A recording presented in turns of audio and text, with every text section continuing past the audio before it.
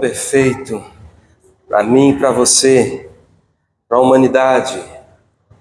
Plano perfeito para a restauração de todas as coisas, inclusive você e eu. Que Deus te abençoe nesta noite. Que Deus conceda paz ao seu coração. Amém? Pensando aqui, enquanto tem a eleição, Salmo 99 que diz o seguinte: reina o Senhor, tremam os povos, Ele está entronizado acima dos querubins. Amém? Quem reina é o nosso Deus, é o nosso Senhor. Então Ele é o nosso Rei, é a nossa referência principal, único Deus e Salvador. Irmãos, eu quero trazer uma breve palavra nesta noite. Eu convido você a abrir o texto de Mateus capítulo 5. Nós vamos ler verso 13 ao verso 16.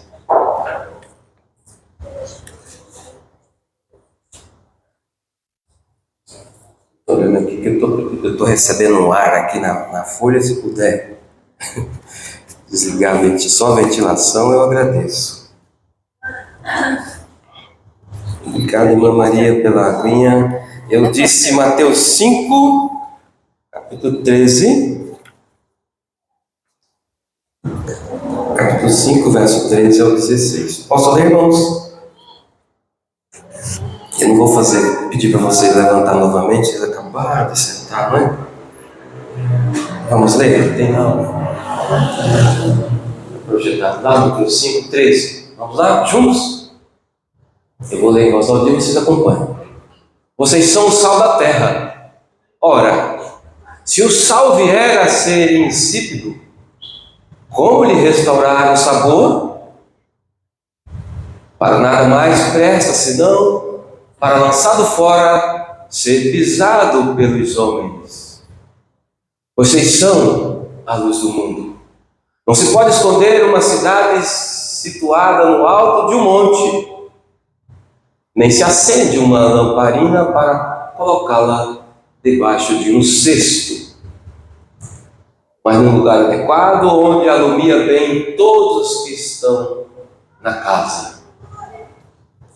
Assim, presta atenção, assim, brilhe também a luz de vocês diante dos outros, para que vejam as boas obras que vocês fazem e glorifiquem o Pai de vocês que está nos céus. Glória a Deus. Vamos orar mais uma vez. Senhor, em nome de Jesus, continue falando conosco, operando o teu querer neste lugar.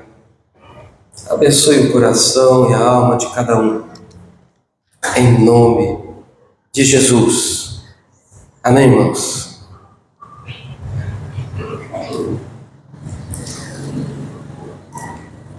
Você já ficou na escuridão? Quem aqui já ficou na escuridão? Eu morei muito tempo no estado de Rondônia, dos 10 até os 20, fazendo 23, 22 e meio. Eu me recordo que muitas vezes, não foi só uma, muitas vezes, lá não tinha ainda energia elétrica por usina hidrelétrica. Usava-se muito na cidade aqueles grandes motores a óleo diesel, e aquilo que clareava toda a cidade. E eu estudava à noite, muitas vezes a gente até mesmo fazendo provas. A gente estava ali naquele pique, fazendo aquela prova de matemática ou de contabilidade de custos, cheio de cálculo, e ali, pá, de repente, escuridão. Geralmente, se passasse de meia hora, o diretor liberava a gente para ir para casa. Mas, irmãos, quando era dia assim mais claro, tudo bem. Noites assim mais claras, tudo bem. Mas quando era aquela noite um pouco chuvosa, que não tinha estrela nem lua, pensa numa escuridão, aquilo que a gente chama de breu. Era horrível. E a prova que acabava no meio? Escuridão é complicado. Você já passou por alguma situação em que teve que ficar totalmente no escuro? Já ficou assim?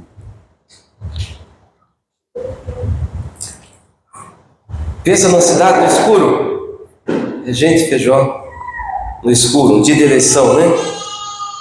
Como seria a nossa cidade, por exemplo, nossa região de Feijó, 30 dias na escuridão? Como que a gente viveria? É inimaginável nos dias de hoje, não é verdade? Cidade sem iluminação, ou a nossa casa, ou a ida para o trabalho à noite, ir e vir, ou de repente você está dirigindo e o carro apagar o farol. Como é difícil. Jesus usa a figura da luz e vamos pensar de maneira espiritual. Jesus é a luz e tem muita gente na sociedade que vive na escuridão. Jesus usa a figura do sal e da luz. Graças a Deus que nós, irmãos, temos a oportunidade de andar na luz de Deus, de estarmos diante da luz do Senhor Jesus. Eu assisti essa semana a falar em luz. O pastor Edson Bruno foi num país da África. E ele chegando lá, levou muita coisa, muitas ofertas, mas ele chegou lá e 2 anos sem chuva. Uma refeição por dia, só a janta. E ele chegou um dia que ele falou: meus irmãos, eu preciso tomar pelo menos um cafezinho de manhã para eu aguentar até chegar da janta. Mas ali na escola, na igreja e na escola havia uma padaria, mas como não tinha energia elétrica, porque era tocada a diesel também, igual a minha realidade há tempos atrás em Rondônia, o pastor Edson Bruno, ele tem alguns seguidores, então ele disse: puxa vida, mas aqui se fazia muito pão, porque tinha uma padaria para toda a região. Então ele imediatamente lançou um desafio lá no país da África, não fugiu o nome agora. E ele foi na cidade e calculou os custos, quanto ficava para colocar a energia elétrica, padrão, toda a fiação, até chegar na escola, ficava em 27 mil. E ele fez esse lançamento e no outro dia ele gravou um vídeo. Eu fiquei feliz porque muitas pessoas colaboraram e ele colocou a energia no lugar. Jesus usa essa figura para falar de realidade espiritual, sal e luz. Deus vai nos mostrar nesse texto básico que Ele quer nos usar para a sua glória, para a sua missão, amém, irmão? Olha, são palavras de Jesus, muito simples de compreender. Sal e luz. Embora simples e singelas para a compreensão, acho que é muito tranquilo compreender a função do sal e a função da luz. Viver essa realidade é uma outra coisa e ela é fundamental. Um pouquinho à frente eu quero colocar 2 situações que eu já ouvi e eu quero passar para os irmãos compreender com mais profundidade essa questão de ser sal e luz. Vamos primeiramente falar dessa ilustração que o Senhor Jesus traz do sal. Versículo 13, vamos lá? Vocês são o sal da terra. Então, primeiramente, a figura do sal, ok? Pode passar um pouquinho. Vocês são o sal da terra, verso 13. Mas se o sal perder o sabor, para que servirá? É possível torná-lo salgado outra vez? Será jogado fora e pisado pelos que passam, pois já não serve para nada. Na antiguidade, o sal ele tem várias etapas na sua elaboração. Mas na antiguidade usava-se o sal para jogar em calçado, ou tipo asfalto mesmo, usava para ser pisado. Naquela época ainda tinha essa função, né, de jogar nas calçadas para ser pisado. Hoje tem a brita, as pedras, a gente joga o asfalto e fica beleza a estrada, não é? Principalmente nas estradas romanas se usava o sal para isso. Agora Jesus fala: vocês são o sal da terra, mas se o sal perder o sabor, para que servirá? Para que servirá? Eu disse que Jesus usou palavras simples e singelas. Eu trabalhei em Pirapozinho, no frigorífico chamado Charqueado, né? E como o sal é especial. Mesmo em dia nublado, para fazer o charque, usa-se muito sal. Sal mesmo, é muito sal na carne. Por isso que o jabá, o charque é salgado. E mesmo em dia nublado, que é complicado fazer o charque no dia nublado, ele colocava toda aquela carne estendida, tudo bonitinho, né? Aí não dava sol. Mas mantém. No outro dia você passa, puxa, mas está quase pronto. No outro dia está pronto, já pode ser empacotado. Essa é a função do sal. Agora Jesus está falando aqui, usando essa figura simples e singela, para falar de realidade espiritual que eu e você devemos viver. Vós sois o sal da terra.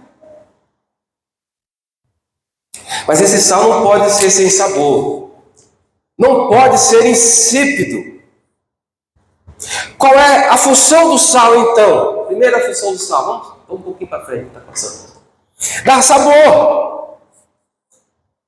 O mundo sem Jesus é um mundo sem graça. É insosso. No sentido figurado, é aquela coisa monótona, até tediosa, que não dá gosto. Eu não sei você, mas eu já fiz assim um feijão com paio dentro, com calabresa. E sabe, você olha assim, à vista, aquela coisa suculenta. E eu tinha certeza que tinha posto sal. Aí eu coloquei aquele arroz, aquele prato gostoso, falei, agora vai. De repente, pá, aí cadê o sal? Jesus, está sem sal. Não tem graça. Aquele feijão sem sal não tem graça. E é exatamente essa ideia que Jesus traz. O sal, a vida do ser humano, ou do discípulo, da discípula, do servo, da serva de Deus, sem sal não tem graça no mundo. Veja que é simples compreender, mas na prática a situação ela é profunda. Ela é profunda. Então o sal dá sabor. Somos nós o sal que leva o evangelho para a sociedade, que leva a graça, sentido da vida, por exemplo, para Regente Feijó,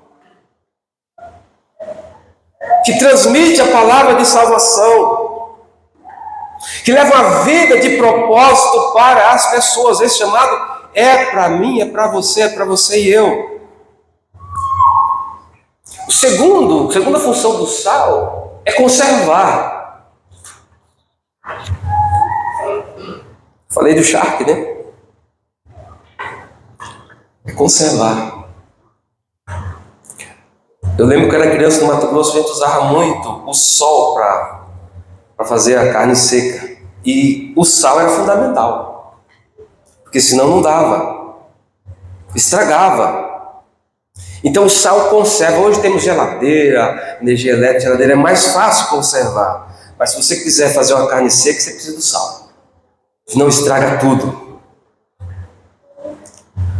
Conservar a ideia de consciência, da importância dos princípios cristãos dentro de casa, na família, princípios cristãos no trabalho, a palavra de Deus vivenciada, crida e na cidade, na igreja, na sociedade, no trabalho.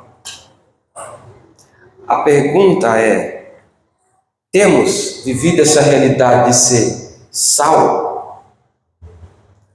Fazemos sentido para as pessoas do nosso convívio? Se eu deixar de existir para os meus próximos, farei falta? Estamos vivendo como alguém que leva o amor, o sabor do evangelho para a sociedade, para o nosso relacionamento? E quando não preservamos a verdade da palavra de Deus na nossa vida familiar, no nosso relacionamento de trabalho ou social? Sal, como eu disse, é fundamental. Sal espiritual é também fundamental. Sal espiritual é quando a gente está cheio do Espírito Santo, cheio da palavra de Deus, e faz diferença na vida de outras pessoas. Este sal preserva a minha vida sadia diante de Deus e dos homens. esse sal também vai para as pessoas do meu relacionamento. Você tem consciência disso? Temos consciência de que Deus espera isso de nós? Deixa eu dar citar a primeira situação muito prática para os irmãos compreenderem a questão do sal, que tem a ver com a luz também, mas vamos falar da luz daqui a pouco. Quem tem aí por volta de 20 anos ou mais vai se lembrar do cartel de Medellín, na Colômbia? Qual era a realidade na década de 80, um pouco antes, década de 90, ainda um pouco nos anos 2000, na Colômbia? As notícias chegavam aqui, era de morte, estupros, sequestros, morte na política, morte na igreja, missionários sendo mortos, a sociedade vivendo uma desgraça total, o crime organizado comandando no mais alto escalão da política até as prefeituras, os lugares mais simples da sociedade, totalmente o país dominado, principalmente Medellín. Algo terrível. Até que a igreja começa a salgar a sociedade, tomar consciência. Mas isso foi a duras penas. Eu me recordo vendo o documentário que um casal americano foi para lá, morar lá, e ele reunido em conselho de pastores na cidade, e ele ali ficou chateado porque os pastores não estavam aceitando muito a ideia de estar orando junto, e ele ficou chateado porque alguns foram rudes com ele, e a esposa falou, olha, ele disse, eu não vou mais na reunião. Não, você veio para isso, você tem que ir. Deus falou com ele, você precisa ir. E a situação era tão complicada, porque numa das reuniões ele voltava e ele foi alvejado por tiros e ele morreu ali. Seu sangue foi derramado. E aquele missionário norte-americano deixou a viúva, mas aquele sangue derramado fez com que aqueles pastores, missionários, evangelistas começassem a reunir a cidade em oração em torno desta causa. Aquilo foi crescendo, o sal foi salgando a sociedade, a luz foi brilhando e tomou a Colômbia. Você ouve hoje falar do cartel de Medellín? Não se ouve mais falar. Infelizmente, recentemente, eles elegeram alguém ligado a essa questão do crime organizado. Parece que a luz está parando de brilhar, o sol está parando de salgar por lá. Mas aquela questão antiga foi resolvida. Compreende o que Jesus quer dizer com o sal, com a luz do mundo?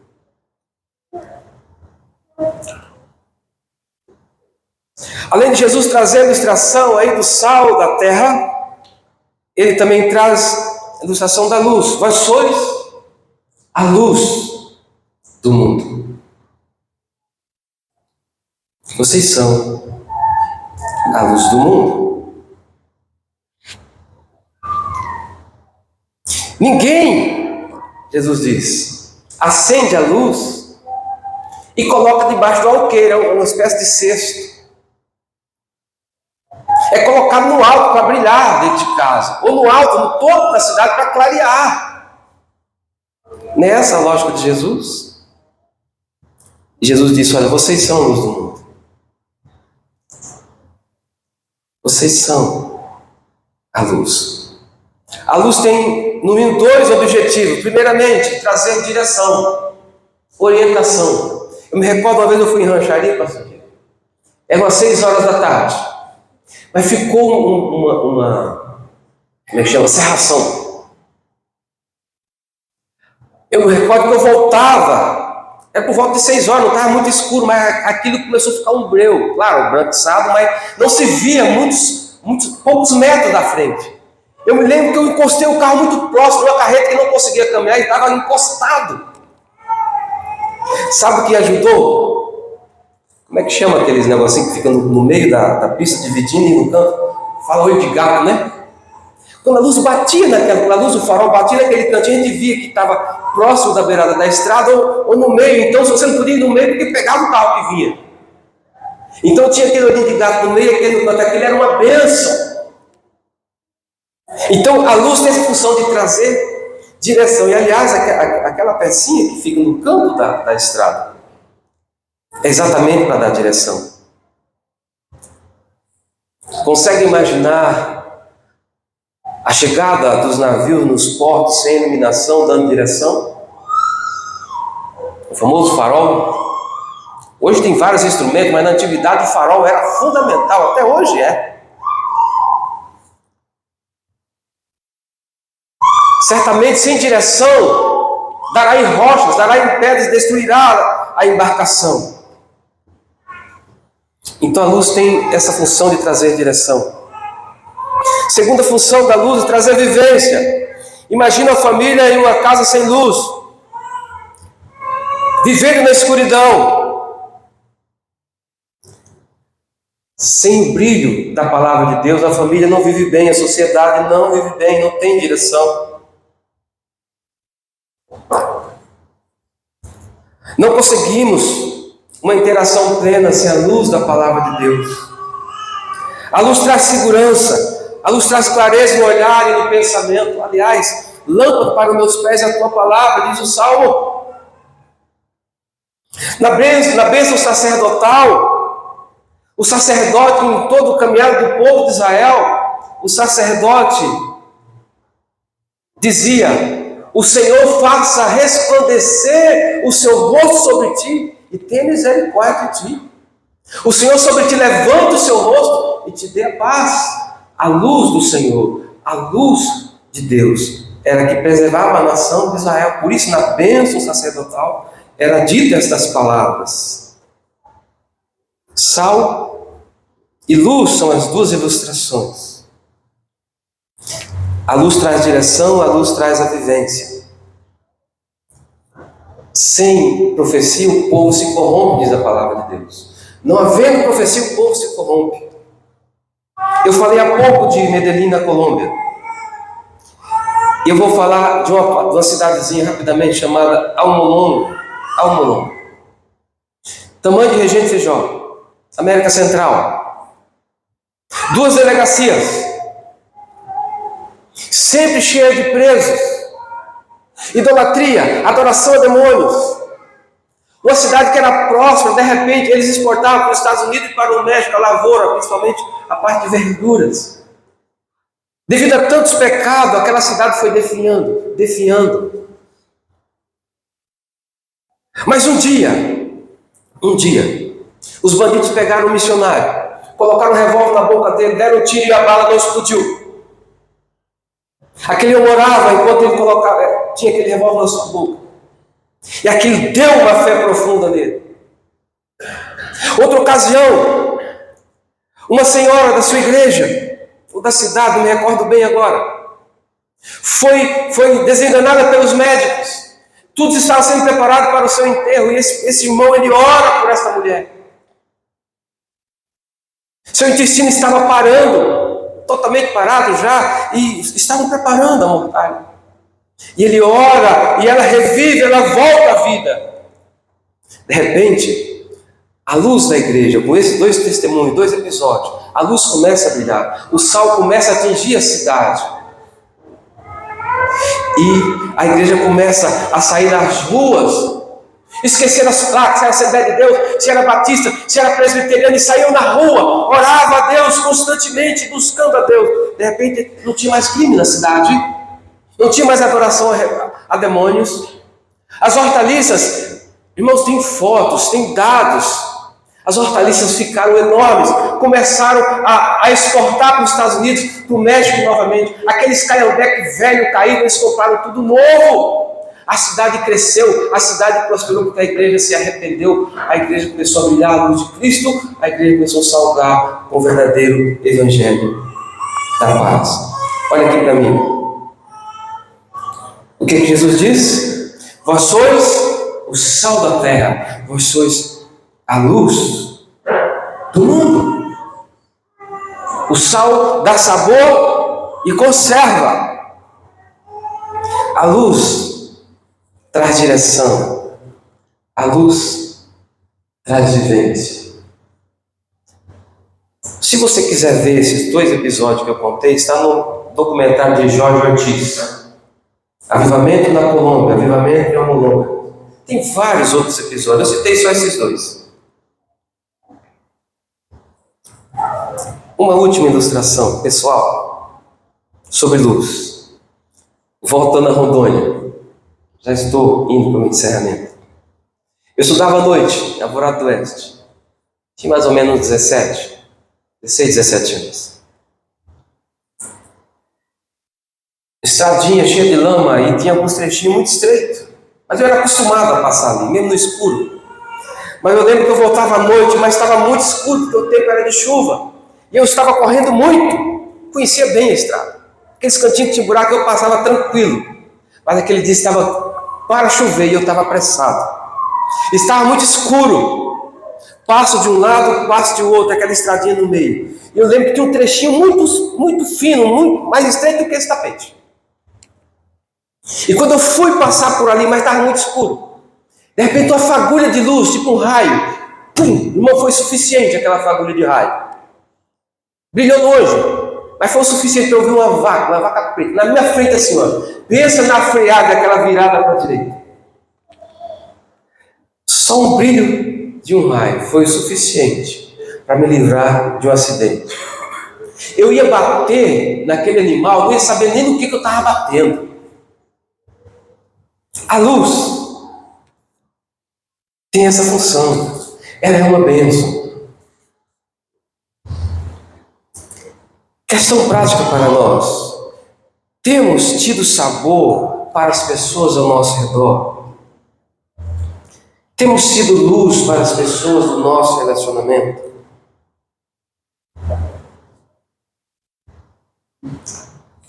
Jesus afirma: vocês são a luz do mundo. É impossível esconder uma cidade construída no alto de um monte. Se você brilhar, será impossível esconder. Se nós brilharmos, ninguém conseguirá nos esconder. A igreja do Novo Testamento, mas ela brilhava tanto, tinha sua dificuldade, mas brilhava tanto. Eles eram acusados de vários crimes, mas não colavam os crimes. Sabe por quê? Porque a igreja era uma bênção. Eles mentiam a respeito dos cristãos: olha, eles comem uns aos outros por causa da ceia. Esse é o meu corpo que é dado por vós. Eles comem uns aos outros. Mas o povo dizia: eu não vejo isso. Eu recebo a ajuda dos diáconos. Eu recebo cesta básica, eu recebo ajuda. Eu fico doente, os apóstolos oram por mim, eu sou curado. Não colava as mentiras de Satanás contra o povo, contra a igreja. Não dá para esconder quando você brilha a luz de Jesus. Não dá. Não tem como. Se você começar a salgar a mentira, não vai colar. Você e eu somos chamados para ser luz, para ser sal.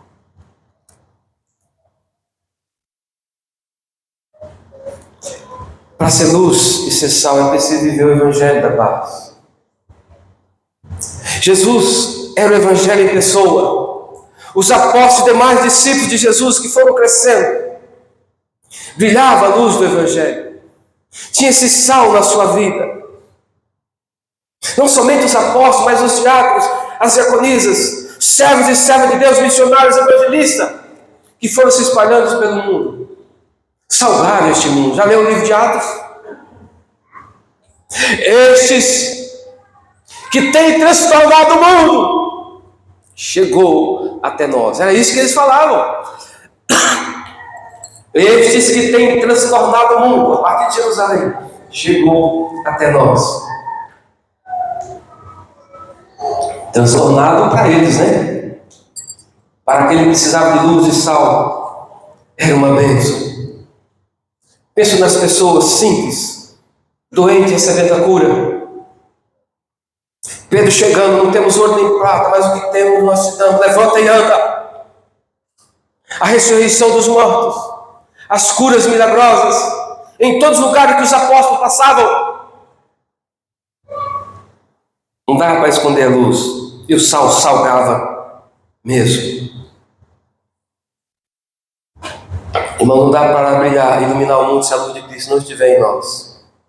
Primeiramente, é preciso entender que Jesus é a luz do mundo. Jesus diz, eu sou a luz do mundo. Agora nós sem Cristo não vamos brilhar, sem mim nada podeis fazer. Você já imaginou se todos nós estivéssemos focados em trazer sabor para as pessoas? Motivados para iluminar o mundo e as pessoas à nossa volta? Já pensou nisso? Fique de pé neste momento. Tem uma música para final? Tem? Como farol? Acho que seria ensaiado, né? Vamos cantar? Irmãos,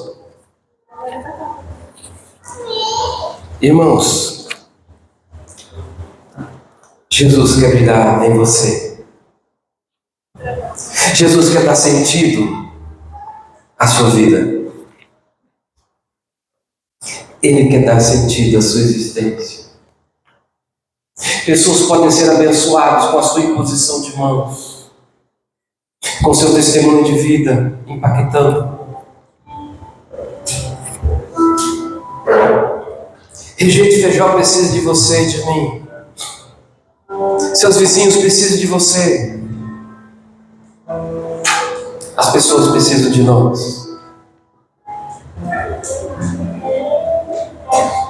O povo que andava em trevas viu grande luz.